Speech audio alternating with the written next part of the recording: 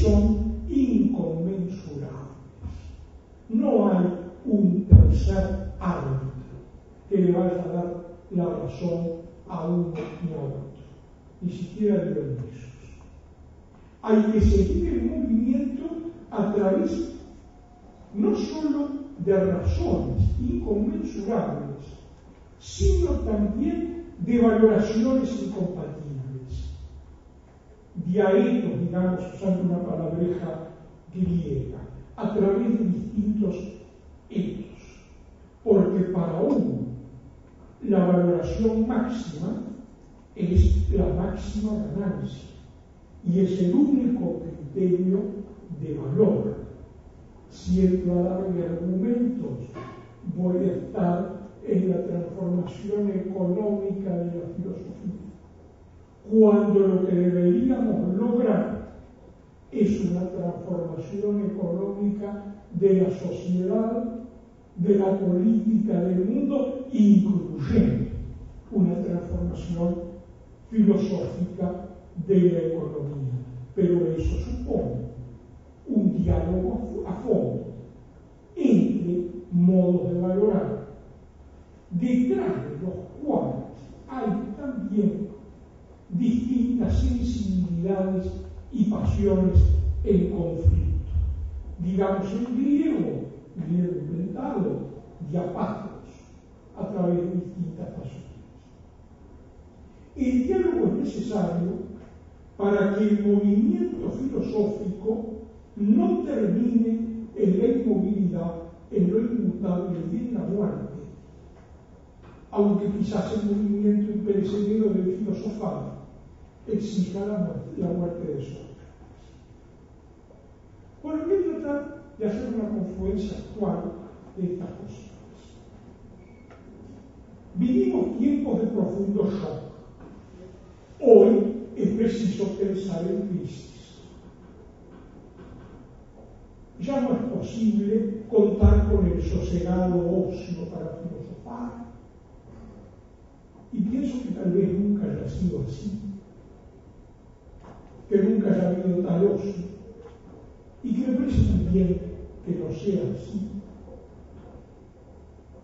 Porque hay filosofía, porque hay espantos. No es que porque la realidad es conflictiva y nos impacta, eso nos exige filosofar. También una educación filosófica ha de hacerse en el impacto. Y hablo de una educación que sea filosófica, no solo cuando enseño filosofía.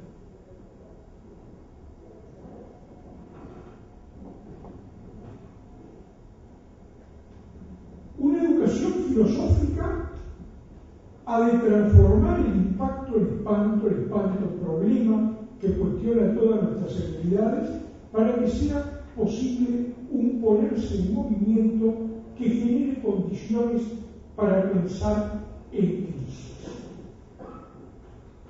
Bueno, estoy mirando un poco lo que había preparado. Tener en cuenta los otros que son cada nueva generación, los otros que son cada cultura distinta de la nuestra, el diálogo intercultural.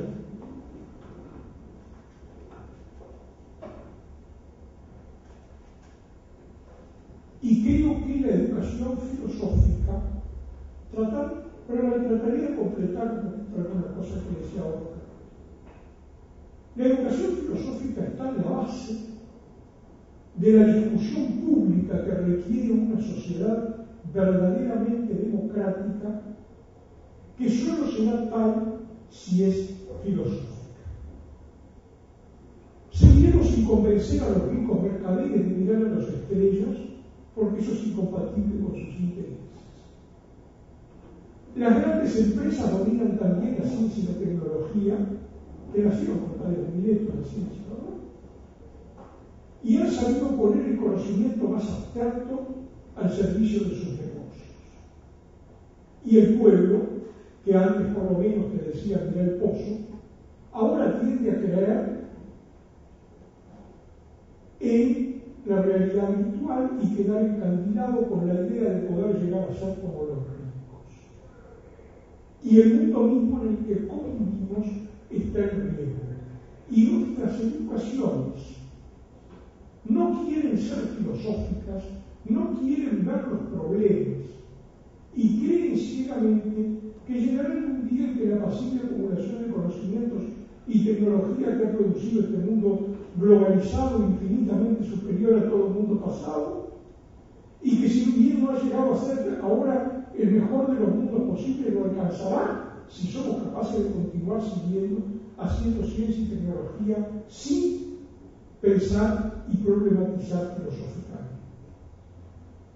En esas ilusiones no es visible la duda, el cuestionamiento, la reflexión, el debate. De ahí tenemos las tendencias complementarias a eliminar filosofía de los currículum o a hacer de la disciplina filosofía otra especialidad más, un conocimiento repetidor de lo mismo.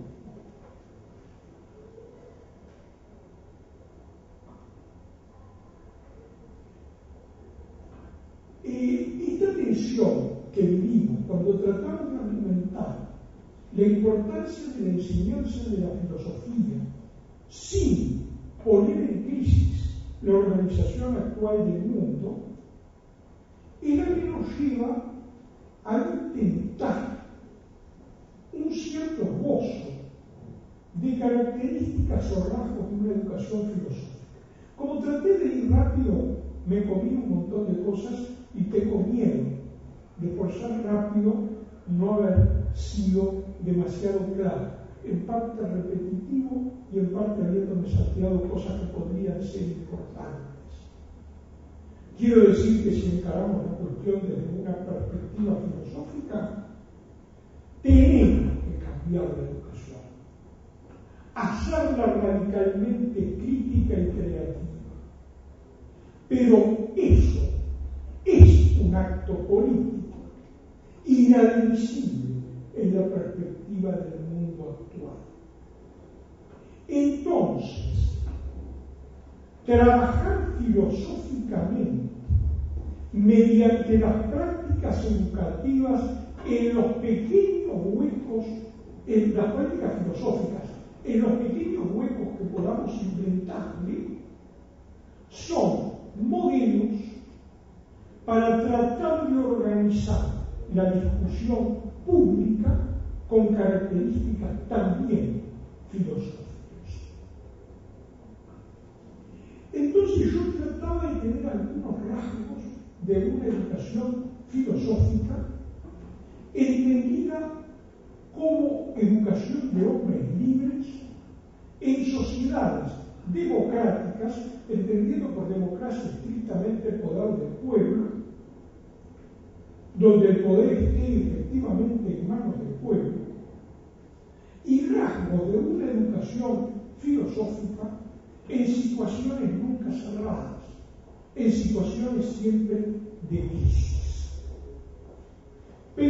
Sería esto, ¿verdad? El primero es pensar en crisis. Cuando los impactos del mundo nos golpean, ahí podemos empezar a pensar en crisis. Podemos empezar a desarrollar experiencia en serio. La filosofía que no va por el lado de la crisis, sino de la comodidad, no genera experiencia. Pensar en crisis supone pensar en tensión, en contradicción, una tensión y una contradicción que no se puede superar, como el reír y el llorar, el placer y el dolor, la comedia y la tragedia. Yo aquí en realidad lo que estoy pensando es en un pequeño texto de Nietzsche, que es el párrafo 333 de la Galla Ciencia, donde habla de qué es conocer, no de qué es el conocimiento como si fuera una cosa nunca, sino qué es la actividad del conocer. Y dice que el conocer es tener juntas la pasión de reír, de llorar y de maldecir, juntas y en tensión. Si caigo en la ilusión de que el conocimiento la superó, esa es la condición para no poder conocer. Cuanto mucho podré tenerlas en equilibrio inestable durante algún tiempo, pero los conflictos y los problemas son de la realidad y del ser humano, no tienen una solución definitiva, porque son parte y esencia de la vida. Digamos, tienen una solución definitiva, sí, claro, cuando no hay más vida, no hay más conflicto. Tenemos la paz perpetua que decía Kant, ¿verdad? Entonces, se trata de que la filosofía mantenga irreductiblemente esas tensiones, incluso en sus contradicciones propias. Cuando hay crisis, es necesario pensar de vuelta. La filosofía del siglo XX, por ejemplo, ha pasado algunas crisis. Digamos, por ejemplo, Auschwitz, la bomba atómica. Para algunos, llamados filósofos, bueno, digo Auschwitz, la bomba atómica, pero digamos la bioética, los problemas bioéticos, lo que ustedes vean como problemas radicales. Ciertos filósofos dicen, la filosofía es eterna, se trata de la vida y de la muerte, aquí no ha pasado nada, cambiar en detalles, todo es igual. Y otros dicen, después de Auschwitz no se puede pensar. Justamente porque hubo Auschwitz, hay que pensar de vuelta. No digo de nuevo, conscientemente estoy diciendo, en esta nueva vuelta de la historia, que por ejemplo no es superior a la anterior, porque lo nuevo es, por ejemplo, Auschwitz, Hiroshima, Nagasaki, entonces no hay ninguna superación. Se trata de pensar de nuevo, no, pensar de vuelta en esta nueva vuelta de la historia, seguir pensando y pensar siempre en el momento en que es la filosofía misma la que entra en crisis y la que se cuestiona. Pensar a fondo, pensar de nuevo los principios y los fines, pensar de nuevo los pozos y las estrellas, lo próximo y lo lejano, lo pequeño y lo grande, lo ilimitado y lo fino. Pensar de nuevo al hombre, que es el hombre, que es mujer, que es humano, que es esclavo, ¿no? Que es el pobre. Y ese pensamiento no es un pensamiento que se pueda desarrollar aisladamente solo el filósofo en su torre de marfil. Es el diálogo entre posiciones a lo mejor incomprensibles, incompatibles, incomunicables. Llegar a vivir en tensión, en diálogo intercultural, porque solo ahí es claro que el diálogo es necesario. Y el diálogo intergeneracional.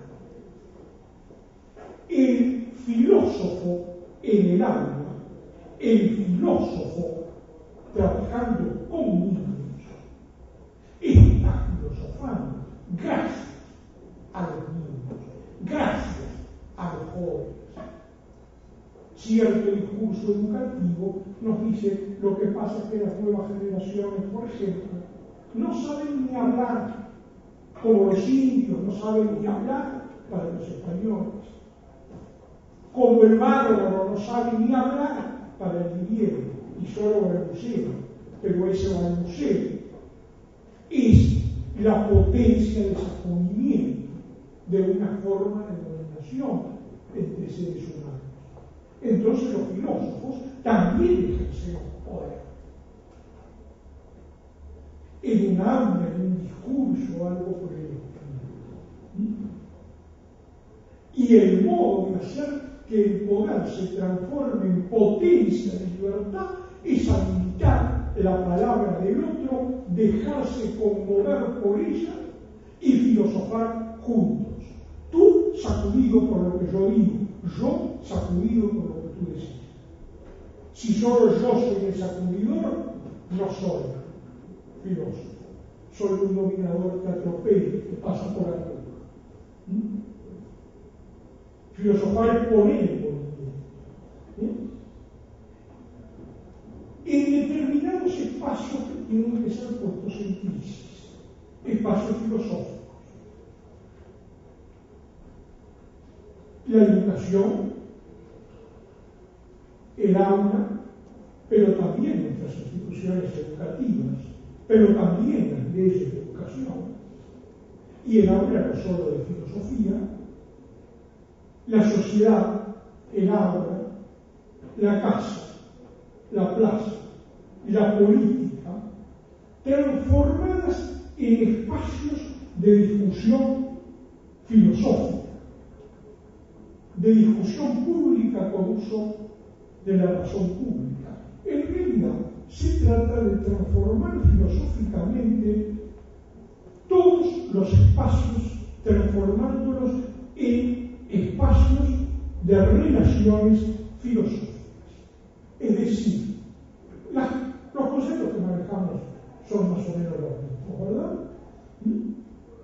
Crítico, creativo, le agregaría solidario.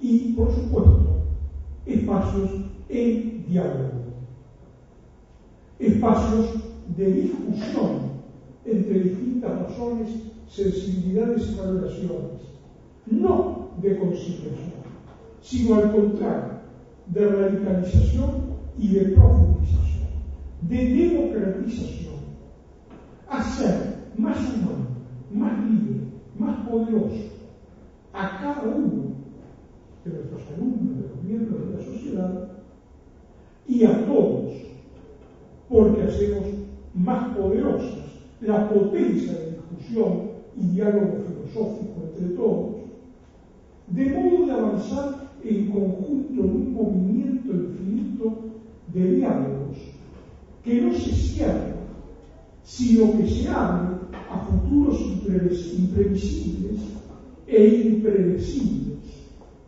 en un movimiento imperecedero, es decir, que no espera que termine en una paz, sino que espera que se continúe en una convivencia filosófica de debate entre los seres humanos, ese movimiento imperecedero que al final del film se dice que es todo lo que un hombre puede hacer para ser feliz, y quizás lo único que un hombre puede hacer para ser humano, y quizás lo único que la humanidad puede hacer para ser visible.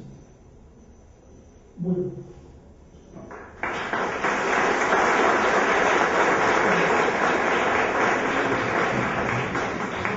Muchas gracias.